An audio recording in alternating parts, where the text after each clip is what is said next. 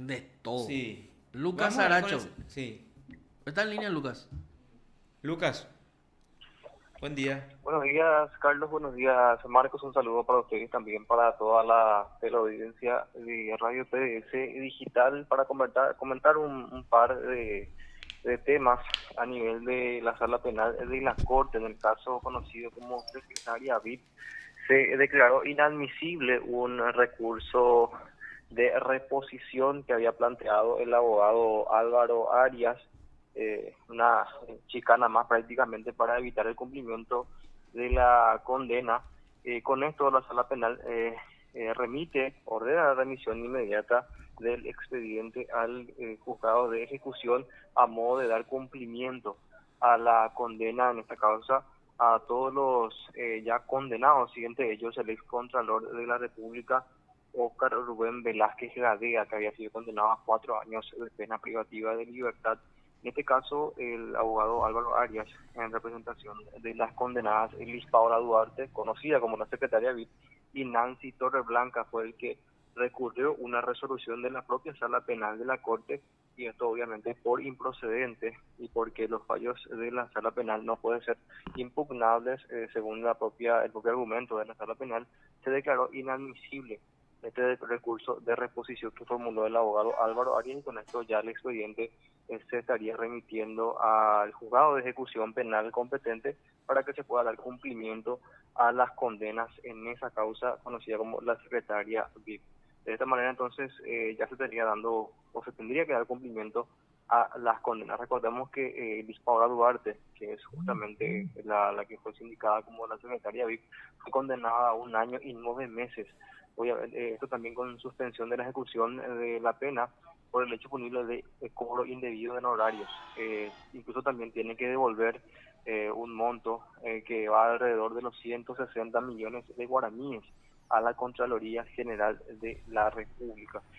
Pasando también a otro tema, hoy en el juzgado de Fernando de la Mora, digo bien, ante el Tribunal de Sentencias presidido por el doctor Javier Sapena, se deberá la lectura de la sentencia al exintendente de Lambaré, Roberto Cárdenas, que había sido condenado a 4 años de pena privativa de libertad por lesión de confianza en la causa que tiene que ver con la caída del techo del aula del 9º grado del Colegio Nacional de Lambaré, que había ocurrido en septiembre, justamente el 30 de septiembre del año 2015. Hoy se debe dar la lectura de la sentencia.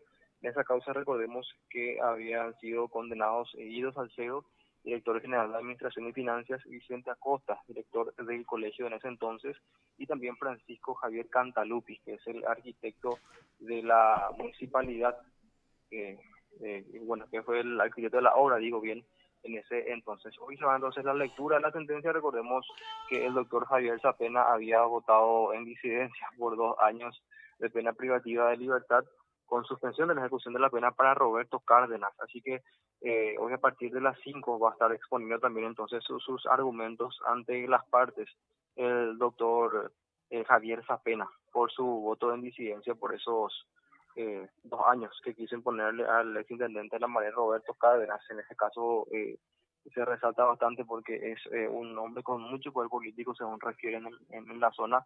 Estamos hablando de Roberto Cárdenas, y incluso habría influencia política en la decisión del presidente del Tribunal de Sentencias, Javier Sapena, y por lo tanto él había tomado esa decisión de votar en disidencia, según refirieron algunas fuentes también. Así que vamos a estar atentos a la lectura de la sentencia de hoy. Sí, así mismo es. Y acá hay un detalle muy importante que no podemos dejar de señalar. A ver, un poco, se extingue en un año el proceso de Cárdenas. Se extingue en un año, ¿verdad? Sí, El señor. proceso. Y se tiene que ratificar esta condena, porque si se anula la sentencia, el caso ya muere, Marcos. Sí, Ujú. Porque definitivo. antes la sentencia del tribunal, según habían hecho ellos mismos el cálculo para la extinción, era de 1 mes y 16 días. Eso obviamente ya restando con los días que transcurrieron después de la sentencia. Hoy a las 5. Sí, hoy a las 5 horas en el juzgado de Fernando de la Mora. La lectura, o Me sea, acaban de llamar al respecto. ¿sí? ¿Qué te Sí, dijeron? están escuchando lo que dice que...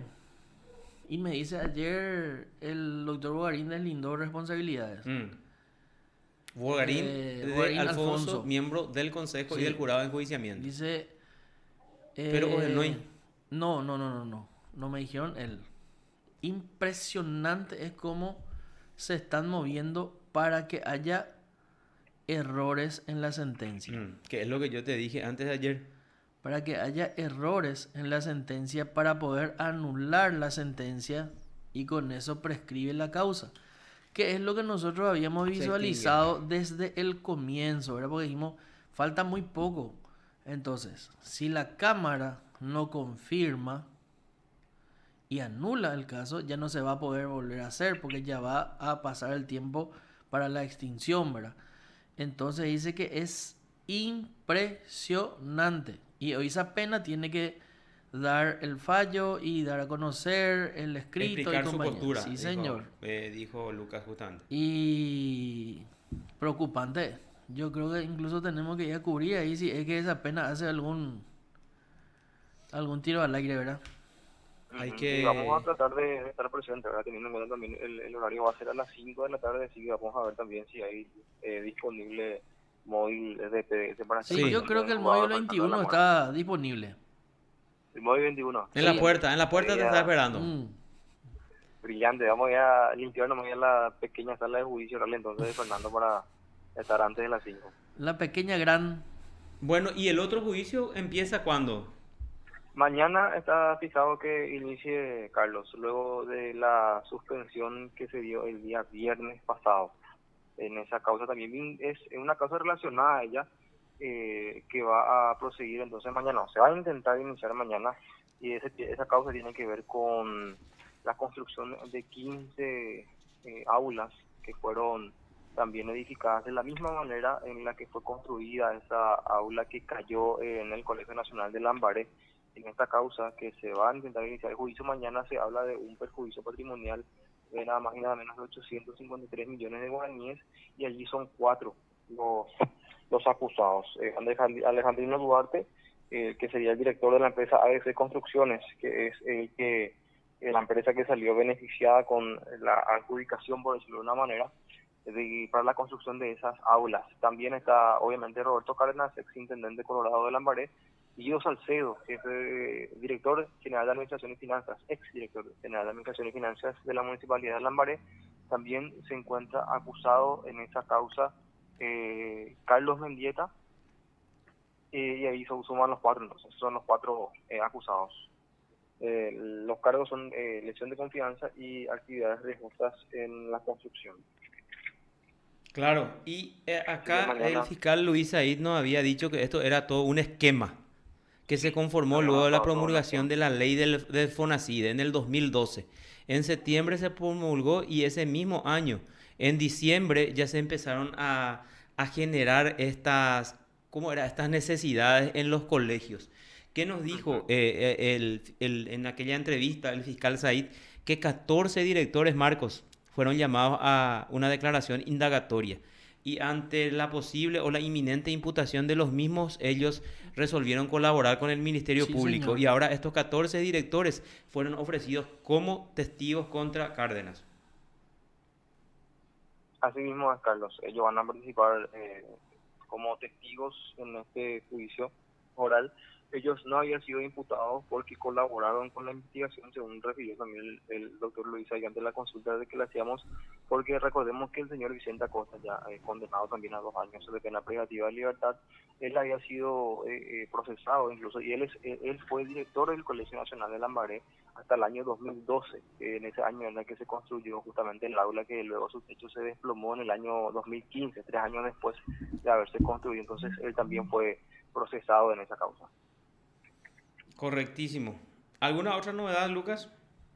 Sí, Carlos, respecto también a otra causa de Roberto Cárdenas, en la que él haya sido condenado por un tribunal de sentencias de Luque en la causa por usurpación de funciones públicas.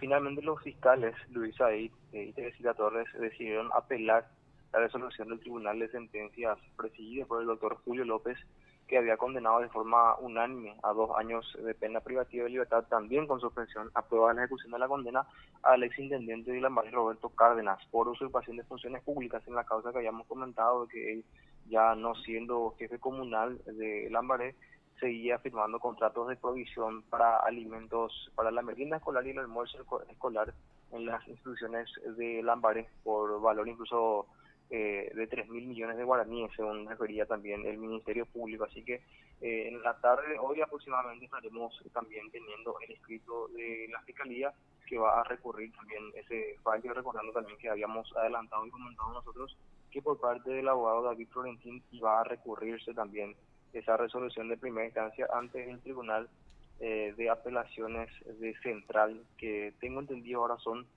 dos los tribunales de apelación penal de Central.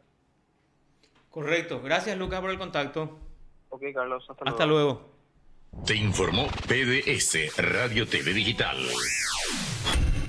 Lucas Saracho desde el Poder Judicial.